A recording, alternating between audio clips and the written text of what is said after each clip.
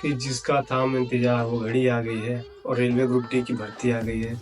कि जैसा कि 2025 में जनवरी महीने में ही ग्रुप डी का भर्ती का नोटिफिकेशन आ चुका है, तो ज़्यादा बात नहीं करेंगे, सीधा चलते मुद्दे वाली बात पे। ग्रुप डी की भर्ती के नोटिफिकेशन के बारे में बात करेंगे इस वीडियो में कि डेट और टाइम क्या है फॉर्म भरने का, और एज लिमिट क्या है, सीबीटी पेपर में क्या क्या आना है, और फिजिकल में क्या है, और उसके बाद वैकेंसी क्या क्या, वैकेंसी की टेबल है, कहाँ सीट कितनी खाली है, उसके बारे में बात करेंगे। चलते हैं नोटिफिकेशन के पीडीएफ पर। तो जैसे कि आ गए नोटिफिकेशन पे, इसमें पहला पेज पे पढ़ते हैं। जो रजिस्ट्रेशन का डेट है 23 जनवरी 2025 से चालू होना है और 22 फरवरी 2025 तक इसका फॉर्म भरा जाएगा। और पेमेंट करने का जो डेट है 23 तारीख और 24 तारीख है, ये डेट वो है कि फॉर्म भरने के बाद अगर हम पेमेंट नहीं करते हैं तो 24 घंटे का टाइम मिलता है हमें पेमेंट करने के बाद, फॉर्म भरने की डेट खत्म होने के बाद। ठीक है, तो अगर फॉर्म भरते समय पेमेंट कर देते हैं तो कोई दिक्कत नहीं है। अगर पेमेंट नहीं करते हैं, डेट खत्म होने के बाद 24 घंटे का टाइम मिलेगा पेमेंट करने के लिए। उसके बाद है ये 25 फरवरी 2025 से लेकर 6 मार्च 2025 तक। ये डेट वो डेट है जिसमें अगर फॉर्म भरते समय कोई गलती हो जाती है तो उसका करेक्शन करने का डेट है। ठीक है, तो अगर फॉर्म भरते समय गलती हो जाती है तो इस डेट को अपना करेक्शन कर सकते हैं, और करेक्शन करने में भी अलग चार्ज लगेगा, पहले बता देते हैं। उसके बाद है पोस्ट पोस्ट 11 का पोस्ट है, जिसकी इनिशियल पे 18,000 रुपए है। जो शुरुआती पेमेंट जो आनी है वो 18,000 रुपए है, और इसकी एज जो है 18 से लेकर 36 साल तक। अगर आपकी एज 18 से लेकर 36 तक है तो आप फॉर्म फिलअप कर सकते हैं। और टोटल पोस्ट की बात करें तो 32,438 पोस्ट है। टोटल पोस्ट जो है ग्रुप डी की इस बार जो आई है वो 32,438 पोस्ट है। ठीक है, आगे चलते हैं।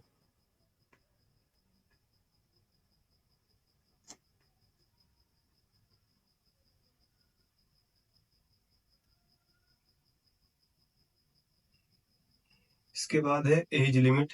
एज लिमिट जो हमें छूट मिलनी है, जो अलग अलग क्राइटेरिया में छूट मिलती है, वैसे तो नॉर्मल 18 से लेकर 36 साल तक है भरने का।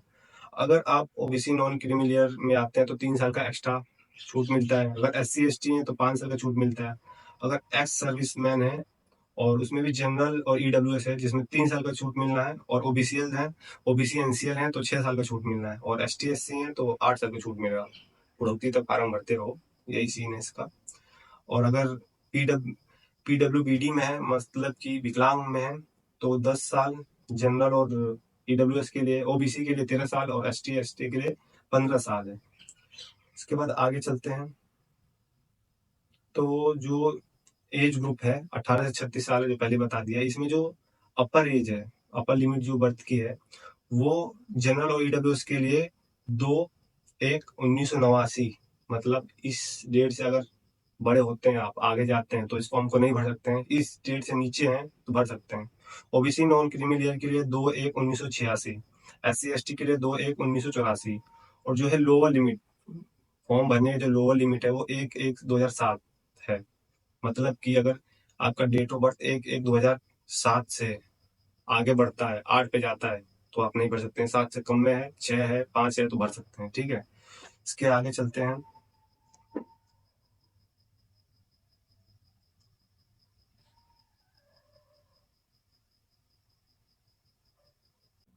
इसके आगे पेमेंट का, जो भी जनरल में आते हैं UR में, वो 500 रुपये पेमेंट करना है जनरल OBC के लिए। और जो SC ST में है या फीमेल है उन्हें 250 रुपये पेमेंट करनी है। जिसमें कि अगर जनरल OBC है 500 पेमेंट करते हैं, और पेपर में अगर बैठते हैं तो बैठने के बाद CBT का पेपर देने के बाद 400 रुपये जो रिफंड है हमारे अकाउंट में आ जाता है, और 100 रुपये पेपर चार्ज कट जाता है। ठीक है, इसके आगे चलते हैं। पेपर में CBT में क्या क्या आना है उसके बारे में बात करते हैं। अब जो है पेपर क्राइटेरिया है, 90 मिनट का पेपर होना है जिसमें 100 क्वेश्चन आने हैं। ठीक है, एक क्वेश्चन 1 मार्क्स का होना है। जनरल साइंस से 25 क्वेश्चन आएंगे, मैथमेटिक्स से 25 क्वेश्चन आएंगे, जनरल इंटेलिजेंस एंड रीजनिंग से 30 क्वेश्चन आने हैं, general awareness and current affair से 20 क्वेश्चन आते हैं। इसमें भी क्या है, नेगेटिव मार्किंग है 1/3 का। ठीक है, उसके बाद है क्वेश्चन जो है आने कहाँ से हैं, ठीक है। सिलेबस क्या है, सिलेबस की बात करते हैं तो मैथमेटिक में number system, BODMAS, decimal, fraction, LCM, HCF, ratio and proportional, percentage, mensuration, time and work, time and distance, simple and compound interest, profit and loss, algebra, geometry and trigonometry, elementary statics, square root, age calculation, calendar and clock pipe and cisterns etcetera.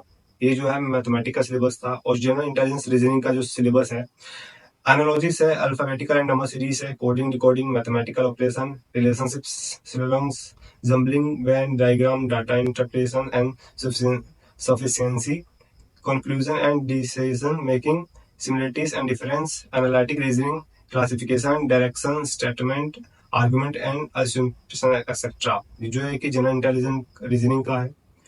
और general science में क्या है, physics, chemistry and life science, जो 10th standard की level का होना है, CBSE से मिलता जुलता रहेगा। जनरल अवेयरनेस में, करंट अफेयर्स में science, technology, sports, culture, personality, economics, politics and other subject important. इसमें क्या है, जनरल साइंस में क्या है, फिजिक्स, केमिस्ट्री, लाइफ साइंस आनी जो 10th के बेस पे रहेगा। और जनरल अवेयरनेस में क्या है, साइंस, टेक्नोलॉजी, स्पोर्ट्स, कल्चर का जो करंट अफेयर है वो आने हैं, ठीक है। उसके बाद है पीटी के बारे में बात करते हैं, फिजिकल एफिशिएंसी टेस्ट के बारे में। जो मेल कैंडिडेट है उसको 35 केजी का वेट लेके 100 मीटर 2 मिनट में कवर करना है और एक ही चांस मिलना है। और उसके बाद 1 किलोमीटर 4 मिनट 15 सेकंड में कवर करना है, एक ही चांस मिलना है उसमें भी। फीमेल कैंडिडेट के लिए है 20 केजी वेट उठाना है और 100 मीटर 2 मिनट में कवर करना है।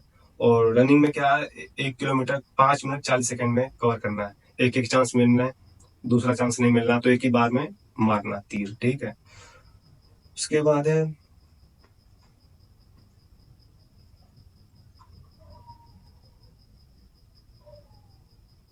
अभी क्या है, कितने लोगों को नहीं पता होगा, पेपर देते समय जब वो पेपर देने जाते हैं तो ट्रेवलिंग का जो खर्चा आता है वो भी अपने जेब से देना होता है। लेकिन रेलवे का अगर पेपर दे रहे हैं आप ग्रुप डी का, तो इसमें फ्री ट्रैवल फैसिलिटी गवर्नमेंट देती है, रेलवे की सरकार, ठीक है। और ये सबके लिए नहीं, SC ST के लिए होता है। तो इस बात पे ज्यादा ध्यान देंगे कि जो भी SC कैंडिडेट है वो स्लीपर क्लास में रिजर्वेशन के साथ ट्रेवल कर सकता है अगर आपका ई कॉल लेटर आ जाता है, ठीक है। उसके बाद ट्रेवल करते हैं हम रेलवे में, स्लीपर क्लास का रिजर्वेशन के साथ हमें सीट मिलता है, ठीक है। तो इसमें करना क्या है, ये रिजर्वेशन पाने के लिए करना क्या है, SC ST कैंडिडेट को ई कॉल लेटर लेना है और अपना सर्टिफिकेट जो है SC ST का वो लेना है, फोटो अटैच करना है और चले जाना है टिकट काउंटर पे। टिकट काउंटर पे जाना है और उन्हें फ्री में रिजर्वेशन का टिकट मिलना है। ये सरकार, रेलवे सरकार जो है, रेलवे गवर्नमेंट फैसिलिटी देती है SC ST के लिए, ठीक है। तो जो भी ST ST कैंडिडेट हैं वो जरूर इसका फायदा उठाएं। उसके बाद चलते हैं, टेबल देखते हैं, वैकेंसी की टेबल, कितनी कितनी सीट कहाँ कहाँ खाली है जो हम लोगों को मिलनी है, ठीक है। तो ये पहला वेस्टर्न सेंट्रल रेलवे जबलपुर का, इसका देखते हैं। Assistant SNT, assistant workshop, assistant bridge, assistant carriage and wagon, assistant loco shed diesel, assistant loco shed electrical operator, assistant operation electrical, assistant P way, assistant TL and AC workshop, assistant TL and AC, assistant track mechanic, assistant TRD, foreman B, track maintainer 4th, जिसमें ये तो post था। और department की बात करते हैं, SNT का मैकेनिकल इंजीनियर और ट्रैफिक 4 डिपार्टमेंट है जहाँ से पोस्ट खाली है। ये WCR के लिए, वेस्टर्न सेंट्रल रेलवे के लिए, ये फॉर्म भरते समय अपना जो भी है रेलवे का, ईस्टर्न सेंट्रल रेलवे या वेस्टर्न सेंट्रल रेलवे जो भी अपना जोन है, समझ के इसी चार्ट से समझ के अच्छे से तभी भरना, ठीक है। फॉर्म अच्छे से समझ लेना चार्ट पे कि कौन सी सीट कितनी खाली है, तुम्हारे लिए कौन सा बेस्ट रहेगा, तभी भरना, ठीक।